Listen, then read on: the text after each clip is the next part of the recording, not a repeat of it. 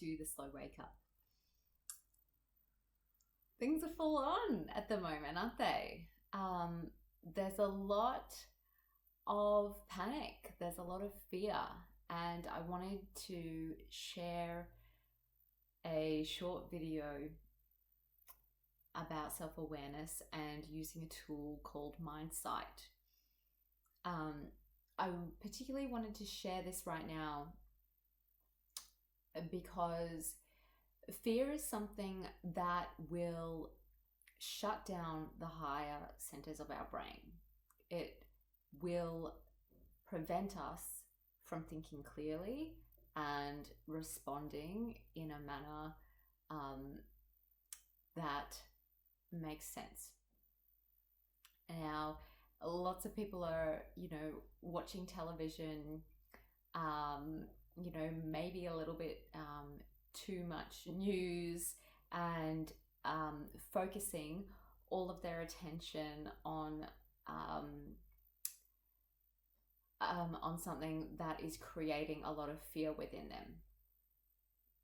So I want to share with you this tool of Mindsight to help you when you are in those fearful states to get back to feeling calm, which will open up the higher centers of your brain and enable you to firstly feel a lot better, but secondly allow you to see solutions, because we can't find solutions when the level of thinking is down in the mud. Okay, we need to be calm, and then beautiful solutions will come to us out of nowhere. So so I'd really like to share with you this tool of Mindsight.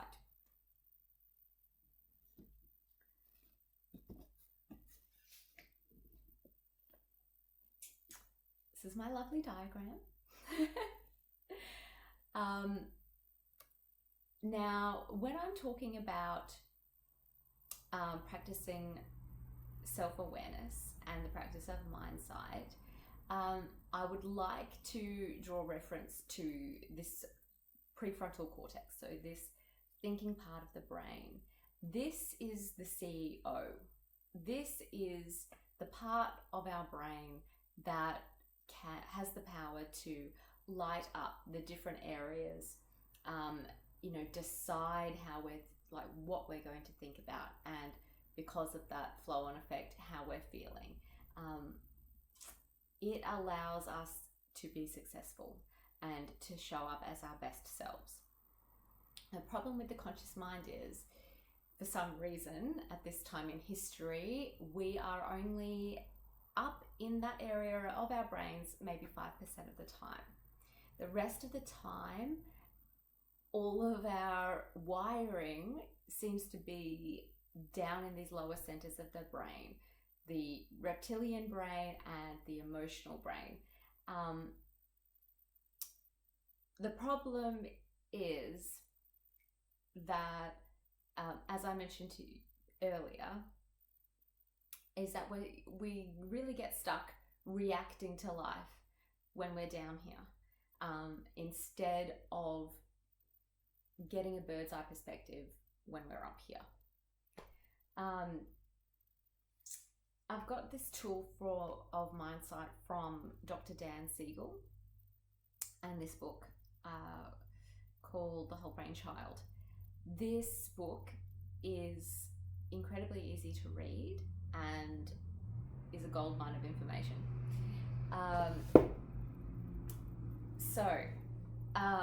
Let me tell you about Mindsight.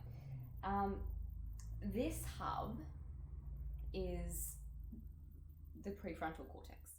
So in here we are present, grounded, calm, collected. We can respond. We're peaceful and have clarity. So thoughts happen to us, and our thoughts are banging around in there, blah, blah, blah, blah, blah, all day long. So in amongst all of those thoughts, we have the parts that make up ourselves. So we have our memories, we have our feelings, we have our dreams and goals, aspirations, we have body sensations like are we tired or hungry, and we have our perceptions, and our perceptions are built on our beliefs about the world around us. So this is a great little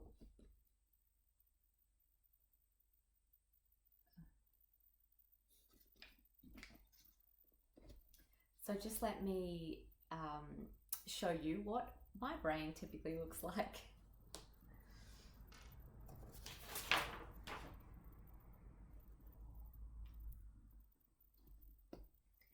So this is me, the real me, when I can see all of the parts that make me up. I can say, I'm a human, I'm doing okay, I'm trying my best, but I really love my life and I love being here. So I want to spend as much time as I can in this area where I'm feeling calm, collected, and excited about being alive. So these are the thoughts that would be charging through my brain this morning. I have a really loving husband and it's date night, so that's awesome. I'm tired, but I'll be doing a meditation later today and I'll feel really good after that. I'm hopeful that we'll do some renovations soon. I've got to do a plan for the slow wake up to start earning an income. I've got to do some decluttering. On Sunday, we're going to go for a hike. That's really cool. I'm going to listen to some music while I put my makeup on. I'm going to sing the house down, and it's awesome. I'm going to call my Oma. I want to design some clothes for winter and blah, blah, blah, blah, blah. You get the picture. So all of these things are fine, they're fine for your mind to wander and go here or there or wherever. The problem is when we have thoughts that we get stuck on. I really got stuck on this thought this morning. Annoyed with the daycare centre for not putting Cosmo's food on a plate. So I was telling myself this story